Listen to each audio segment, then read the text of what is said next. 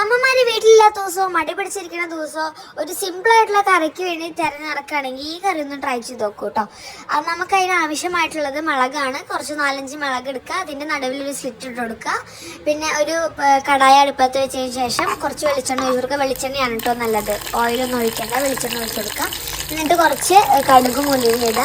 ഉലുവയും കടുകും പൊട്ടി വരുന്ന സമയത്ത് നമ്മൾ ഇപ്പോൾ സ്ലിറ്റ് ഇട്ട് വെച്ചിട്ടുള്ള മുളകും കൂടി ഇട്ട് കൊടുത്തതിന് ശേഷം മുളക് വാടി വരുന്ന സമയത്ത് നമ്മൾ കുറച്ച് കരിവേപ്പിലയും കൂടി ഇട്ട് ഇളക്കി കൊടുക്കുക.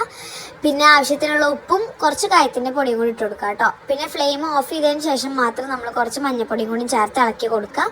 പിന്നെ ഒരു പാത്രത്തിലേക്ക് ഞാനിവിടെ നല്ല കട്ടി തൈരാണ് എടുത്തിട്ടുള്ളത്. ആ തൈരിലേക്ക് കുറച്ച് ഉപ്പും കൂടി ചേർത്ത് മിക്സ് ചെയ്യാൻ ശേഷം നമ്മൾ ഉണ്ടാക്കി വെച്ചിട്ടുള്ള ആ മിക്സും കൂടി അതിൽ ചേർത്ത് നന്നായി മിക്സ് ചെയ്ത് കൊടുക്കുക കേട്ടോ. അത്രയും നല്ല സിമ്പിളാണ്, ഒരു 5 മിനിറ്റ് കൊണ്ട് ഉണ്ടാക്കാൻ പറ്റിയ കറിയാണ്. എല്ലാവരും ട്രൈ ചെയ്ത് നോക്കി അഭിപ്രായം പറയാം. പിന്നെ മറ്റൊരു വീഡിയോ ആയിട്ട് വീണ്ടും കാണാം. Okay, by.